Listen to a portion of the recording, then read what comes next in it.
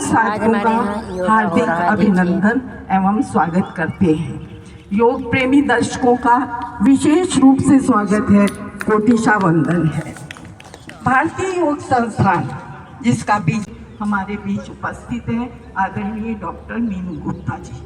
अतः मैं सर्वप्रथम सारिका शुभलता जी एवं मनीषा जी से अनुरोध करूंगी कि वो डॉक्टर मीनू गुप्ता को पुष्प गुच्छ भेंट कर एवं डैश लगाकर उनका स्वागत करें।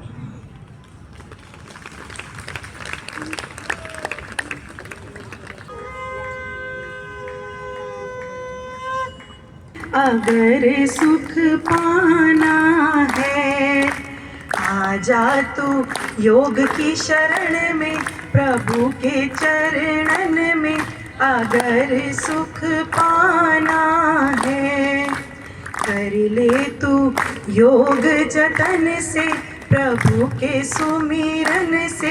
अगर सुख पाना है। मातृशक्ति आदरणीय बंधुओं, आप सभी को मेरा सादर नमन। बहुत सुंदर साधना नवीन जी ने कराई और उतनी ही सुंदर साधना आप सब ने भी की। आप सबको बहुत बहुत बधाई। तो जब मैं आई तो मेरा स्वागत फूलों से हुआ। यहाँ बैठाकर मुझे फिर फूल दिए गए, मेरे सामने भी फूल बिछे हुए हैं। तो मुझे लगा कि क्यों ना मैं अपनी बात फूलों से ही शुरू करूँ। तो मुझे एक कथा याद आ रही है। एक था फूल, एक था कांटा। ठीक है, तो वो दोनों पार्क में टहल रहे थे साथ साथ। यहीं पर ही हम एक पल रुकते हैं। तो ये हमको बताता है कि हमारा जो जीवन है उसमें फूल जैसी कोमलता भी होती है और कांटों जैसी चुभन भी होती है। जीवन कभी भी एक सा नहीं रहता, एक सा नहीं चलता। ये दोनों हमारे जीवन में साथ साथ चलते रहते हैं। जीवन हमारा द्वंद्वात्मक है। सुख दुख, लाभ हानि, खुशी गम, चैन बेचैनी, ये सब हमारे साथ साथ चलते हैं। अब कहानी को आगे बढ़ाते हैं। तो अचानक कांटे ने फूल से कहा, अरे फूल, मेरे को लगता है कि तेरा जीवन तो बिल्कुल ही बेकार है। तेरे जीवन का क्या मोल? अभी खिलता है, थोड़ी देर में मुरझा जाता है, ज़्यादा से ज़्यादा 1 या 2 दिन चलता है। तो तेरे जीवन का तो कोई मोल ही नहीं है। और इतना नाजुक है, ज़रा सी हवा तेज़ चले तो झड़ जाएगा, ज़रा सी तेज़ धूप आए तो तू मुरझा जाएगा।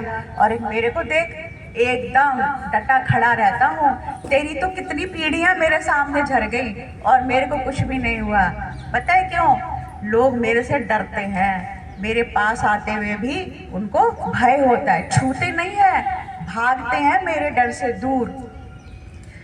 फूल बेचारा बोला विनम्रता से, अरे दोस्त, मैंने तो कभी ये सोचा ही नहीं कि मेरा जीवन कितना बड़ा है, कितना छोटा है। मैं तो बस खिल जाता हूँ, सुगंध फैलाता हूँ, क्योंकि मुझे ये लगता है कि ईश्वर ने ये जो प्रकृति बनाई, और जब कोई इंसान चल रहा है, घूम रहा है, किसी भी स्थिति परिस्थिति में है, तो उसे ये ना लगे कि ईश्वर ने ये जो प्रकृति है कितनी कुरूप बनाई, उसमें कोई सौंदर्य ही नहीं बिखेरा। तो मैं तो अपना सौंदर्य बिखेरता हूँ। कितना भी जीवन हो उससे मुझे फ़र्क नहीं पड़ता, क्योंकि मेरा जीवन तो उत्सर्ग के लिए है, दूसरों को खुशी देने के लिए है। तो कांटे को ये बात बड़ी अच्छी लगी और उसने क्या किया, वो उसका रक्षक बन गया, रक्षा कवच बन गया। तो जब ये कहानी मैंने पढ़ी तो आपको क्या लगता है, हमें फूल जैसा बनना चाहिए, कांटे जैसा?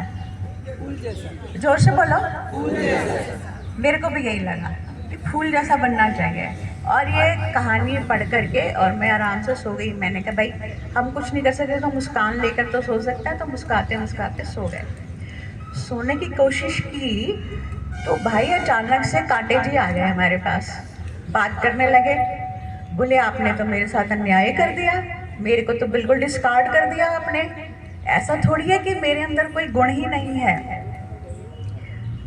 कांटा मतलब कि जैसे हमारे जीवन में, आपके जीवन में जो विपरीत परिस्थितियां आती हैं, आप अगर फूल जैसे हो तो जरा सी कठिन परिस्थिति आई तो आप मुरझा जाओगे।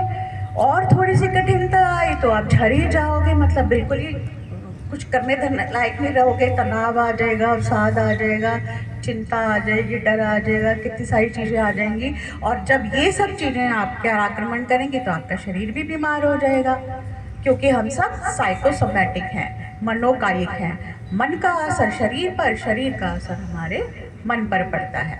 आपका बहुत बहुत धन्यवाद। आगे अपनी ओर अब दोनों पांव दाएं से बाएं गोलाकार आकृति में घुमा। भाई भुजा को पृथ्वी पर लगाने का प्रयास।